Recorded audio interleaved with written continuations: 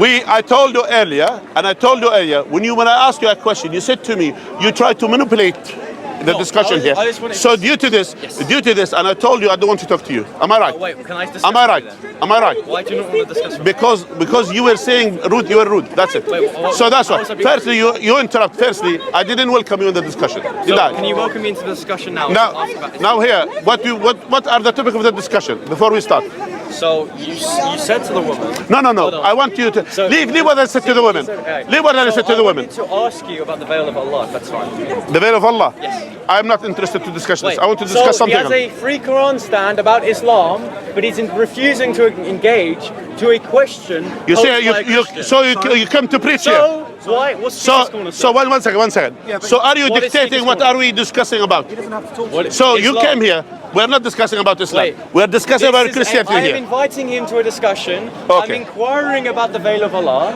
This is a Quran stand in Speaker's Corner, and he does not want to discuss. Why? Because he does not like me as a character. Yes. Basically, yes. You're right.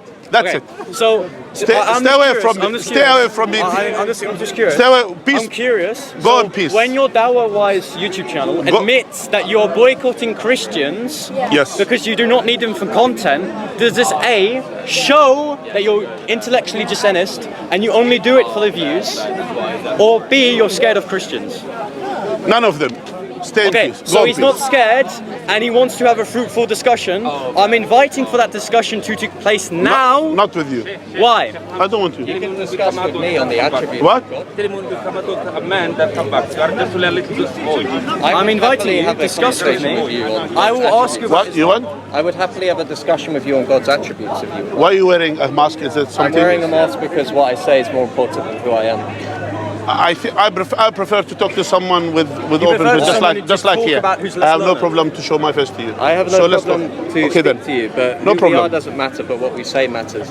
Truth isn't person dependent, but it's dependent upon the evidence in which. Because you say here, I rejected many people who came with a veil, who came with covering their face. I rejected many people due to this, because I prefer someone come to with a discussion. No problem, because if you are genuine about what you're talking about, what's the problem showing your face? Do you think that the truth of an interlocutor is dependent upon who they are or on what they say?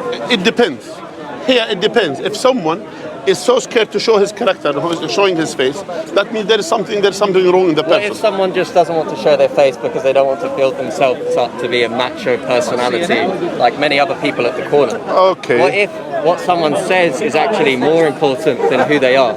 You got me coming. Okay, cool. Would you like to discuss on, can I ask you a question? Since you came here, on our platform, I was here, I didn't go to you, Okay, I asked you a question over there.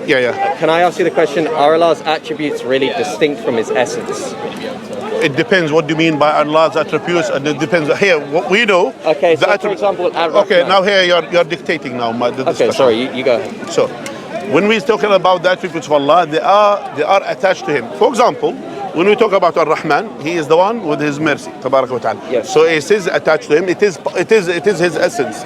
Now, some of the attributes of Allah, they call essence attribute of Allah, which is related to Him, and some of His attributes which is related to His actions. Yes. For example, that God is a creator in His essence. He's a creator. And as well, when He creates things, when God creates things, this part of His actions. So can you please give some gap, please?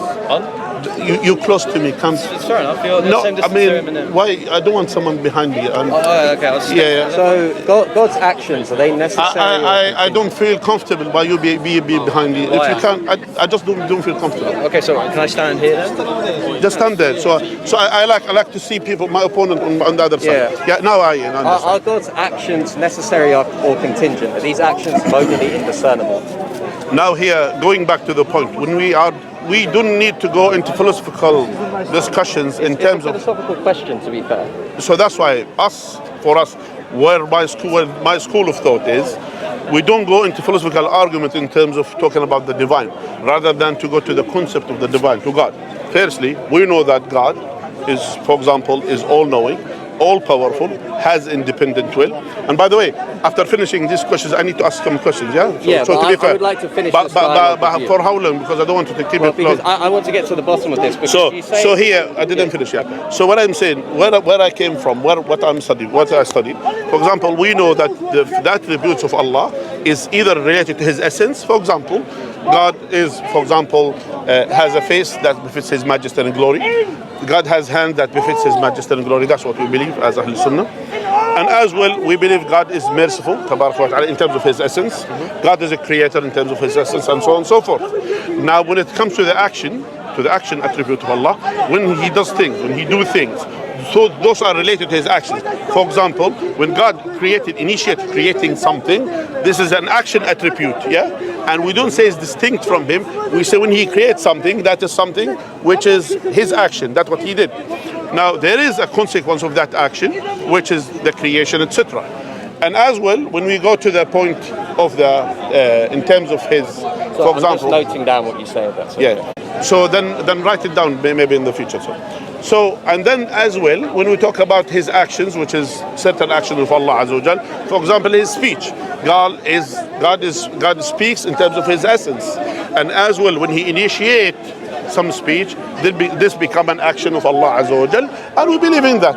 As simple as that. We don't go into these philosophical arguments, rather than we go to the root and the bottom of the point to say these are action attributes of Allah, and this is related to His essence. Okay. So that's what I said to depend. Okay, so you started off what you said by saying we don't philosophize about these things.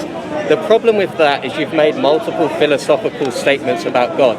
For example, you are predicating qualities that you ascribe to God, which is going to involve notions of being and predication, which are branches of philosophy of metaphysics. So you're already appealing to philosophy when you talk about God. I'm just saying there isn't an arbitrary stopping point to this. You're giving an arbitrary stopping point. Now, I asked you... Okay, you're judging, yeah? By the way... I'm still talking. Yeah, by the way, you're judging, because again, you need... Wait, but I didn't interrupt you. Yeah, okay. By the way, for how long? Because you judge what I said. Because I'm trying to get down based on what you judge, just to know. Because I have an argument about Allah's attributes, which... Based on what you said I use philosophical arguments. Based on what? Okay, so for example, you predicated things of God. You ascribed qualities to Him. For example, you said Allah is Ar-Rahman. This is a predication. Predications are part of the branch of philosophy known as metaphysics.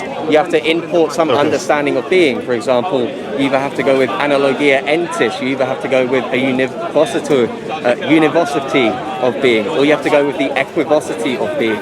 These are all branches of metaphysics which you're presupposing when you give arguments about Allah. And then I didn't do that. I used the Quran, by the way. I asked you the question, are Allah's attributes of actions modally indiscernible, meaning are they necessary or contingent? You didn't answer the question, you just rambled about God's attributes, no offense. And then when you made a statement before, and I'd like you to clarify as well, you said that these attributes are not distinct from God. If there is no real distinction, by the way, by real distinction, I don't mean separation, I just mean that there isn't an identity between two things in extramental reality. If there isn't this lack of identity between two things in extramental reality, then God would be identical to Ar-Rahman, God would be identical to being all-powerful, and this wouldn't be the Sunni Aqidah, this would be a Shia Aqidah of divine simplicity, which is what I'm going to argue for in this conversation. Okay. So would you say there is a real distinction between Allah going back to the point, you see here, you just only judged based on what you know rather than based on what I know. When I'm using my argument, I didn't use philosophical arguments. I use what God has described Himself in the Quran. So I use the Quran as a source of information. So when God described Himself as Ar-Rahman, so we use that Allah has said about Himself as Ar-Rahman. When Allah said that وَكَلَّمَ اللَّهُ مُوسَى تَكْلِيمًا, that Allah has spoke to Moses in speech, that means God has the attribute of speech. So He spoke to Moses and Moses heard Him, which means it's speech. So that's why it's not a philosophical argument. It is something that Allah has said something, and He has said it to who? To His prophets and messengers, peace be upon them. And similarly, for example, when Allah has described that He has created Adam with His two hands, so we use back again what Allah has described Himself. I didn't go into any philosophical argument. I didn't open any book of philosophy to tell you this. I'm using solely the Quran as a source of information, and to say to you, this is what God has described himself in the Quran, and we will use this. We will not go into this. Are they distinct or are they not distinct? Because God didn't tell us this. But to your information as well, it doesn't matter who agrees with the Sunni Aqidah, with our Aqidah, or it doesn't matter who agrees or disagrees. It matters what we believe in. We believe Allah as Ar-Rahman, and that He is the merciful one, which is describing Himself and describing His attribute as Ar-Rahman and describing Himself as Ar-Rahman. That's all. So we said this. I think you are not focusing. Go on, focus and come back. I wrote that. No, go on, focus. Because no, don't run away. Because, but what did you say? I said don't run away from the discussion. I would like to have a discussion. Since you said this, I'm noting since you said this, I'm gonna run away. Okay, so you're gonna run away. Go on, so peace. You don't want to answer go on, the peace. Allah's Because when you are rude, I will say to you, go on, peace. You said that you don't. When you are rude, listen. When you are rude, listen. Did I go and go into personal things about you? I didn't go. I was distracted because I was writing things on my phone. I asked you. So that's why. When you said don't run away. No, I don't need to have an excuse. Okay, so for me, when someone worshiping a man, what excuse? I don't have an excuse. You worship a human being. So for me, for you, you and the idol worshiper are the same for me. For me and the idol worshiper are the same. You understand? Fallacies. Let's talk about the actual topic that we're talking about. Okay. So now we have finished this. So I have answered. I have answered my bit. So that's it. We're done. Your answer is incoherent. So okay. You said okay. Now who decides? One second. Who decides? One second. Who decides is incoherent? In this discussion. Who decides is incoherent? God has a face. Yeah. God has who decides is incoherent? God is Ar-Rahman. Who decides is incoherent? We are imploring. Who decides? Who decides? Who decides is incoherent? Who decides? You decide. So for example, when I say a word, the word in itself doesn't. All right. I think. By the way, I could have a louder voice than you. By the way, again, I could have a louder voice than you. God is Ar-Rahman. We are imploring something about being, and we are predicating that of God. Go in peace. It's incoherent. Just go in peace. Now, when you say that Allah has two right hands, what does two right hands mean? Go in peace. Is it a non-cognitive statement? Can you not access the cognition of the statement? Go in peace. What does two right hands mean? Go in peace. You are blocking our cameras. You are blocking our cameras. You are blocking our cameras. Yeah, you see here, and that's an advice, by the way. That's an advice for all the brothers who are using philosophical arguments into proving Islam. And that's one of the biggest mistakes, actually. What will happen here, and actually that's the problem. And I will tell you, there is some history. They said when the Christian took over, actually, over the Jews, etc. And then they found the Jews, they were into reading the old, you could say, Greek philosophy and all of these things.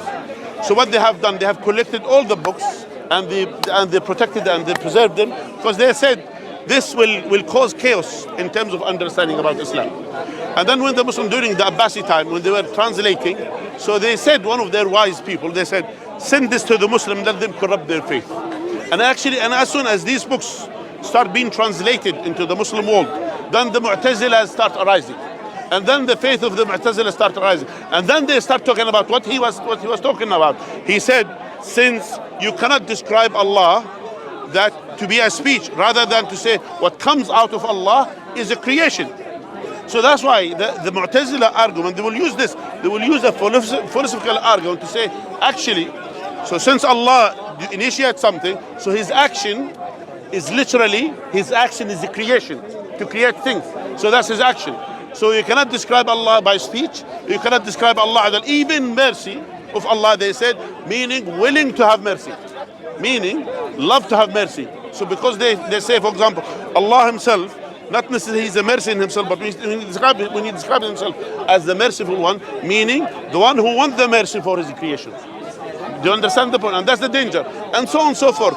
And then they brought philosophy into the deen of Allah Azza wa Jal. And they end up bringing all of these nonsense in terms of their philosophy. And that's why they will say, is it contingent? For example, to say, is his attributes contingent as him? So you see here, because as soon as you describe, to say the attribute of Allah Azza wa Jal, when we say, as Ahlul Sunnah wal Jama'ah, we believe that Allah Azza wa Jal has attribute related to his essence. For example, Allah described himself Allah described himself that he is above the heaven in terms of his essence, tabarak wa ta'ala.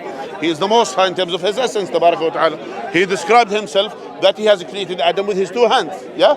And the Prophet sallallahu alaihi wasallam, he described his Lord that he has two right hands. We cannot comprehend it as a human being, but we accept what Allah has described himself, what the Prophet sallallahu alaihi wasallam has described Allah azza wa jal, because he doesn't speak out of his own desire, rather than he speaks revelation from Allah tabarak wa ta'ala.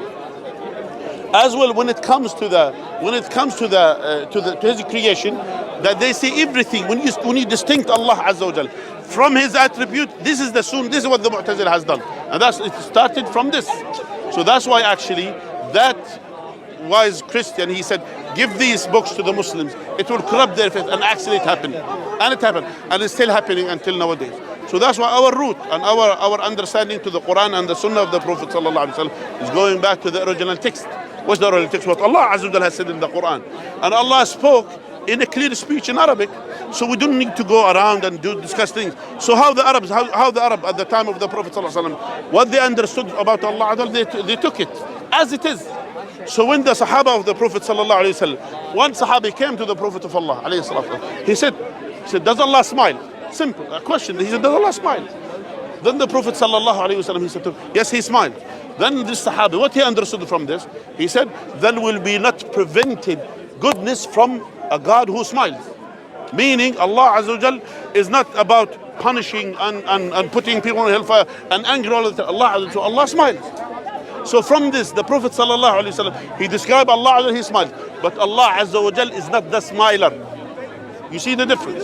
So that's why we say this is an action attribute of Allah azza wa jal, and it is a conditional act of attribute of Allah azza wa jal.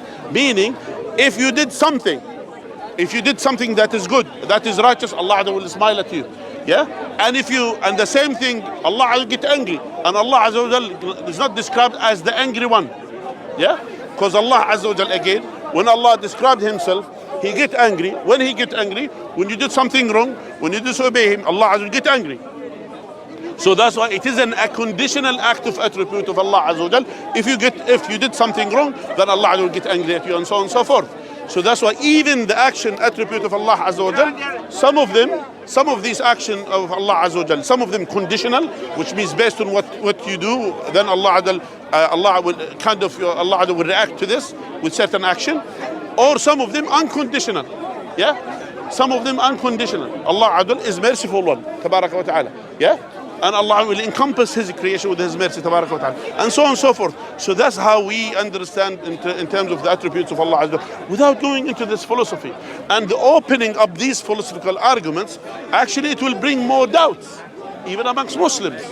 And that's why we say we stick to what Allah has described. He wanted to say, you are using philosophical arguments. I said, my source of information is the Quran. Allah described himself this, I will accept this. If the Prophet sallallahu alaihi wasallam, he told me this, I will accept this.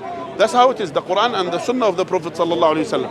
And the key thing to understand that, how the Sahaba of the Prophet sallallahu alaihi wasallam understood about Allah azza wa jalla. So if they understood it in this way, they accepted it. And they took it. Because Allah azza wa jalla, when Allah described the people of the book, Allah said about them, فَإِنْ آمَنُوا بِمِثْلِ مَا آمَنْتُمْ بِهِ فَقَدْ اهْتَدَوْا. If the people of the book, they believe in the same way that you believed in Muhammad alayhi salatu wasalam and your companion, then they are guided. Why? Because with that humble understanding, that Allah azza wa jalla put them in the highest rank in Jannah. With that humble understanding of the Sahaba, they didn't go into the details. They didn't need to open Aristotle or Plato to open what's the meaning of this one. They didn't do that. They knew this is what Allah said. Done. We take it. Yeah, and that's what Allah has said. وَمَا تَقْبُ رَسُولُ فَخُذُوا وَمَا نَهَاكُمْ عَنْ فَانْتَهُوا. What the Prophet sallallahu alaihi wasallam brought to you, accept. What he prohibited you, stay away from. And that's why don't fail into the traps of philosophy, because eventually they will drag you in. He tried to drag me in. He said, you bring this. He said, this is philosophy. No, is it contingents? And then we'll talk about contingency. And then, by the way, do you know what the end of it? To say, if you say Allah is contingent, for example, to say, and then his attribute is part of it, that means you are separating Allah from his attributes. So that's the end of that.